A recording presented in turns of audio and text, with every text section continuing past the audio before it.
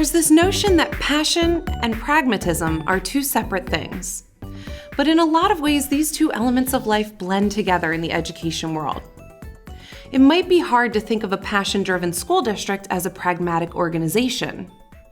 Without passion and pedagogy, schools revert to just buildings.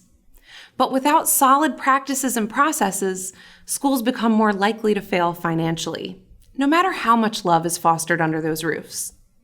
So, even though human resources and finance functions can feel very different from each other, it has never been more important to rekindle the connections between the two in order to best serve students and communities.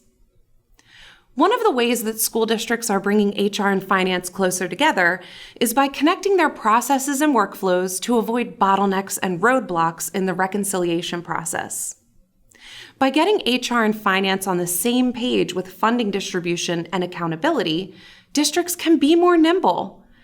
Think about when you have a teacher go out on an unforeseen medical leave. What does this do to your budget? Is it really as simple as covering his or her class schedule? Will any of your efforts to pick up that teacher's responsibilities, like tutoring or coaching, be apples to apples financially? When school district HR and finance teams are on the same page with funding distribution and budget code management, you suddenly have access to real-time financial information as you navigate challenges year-round.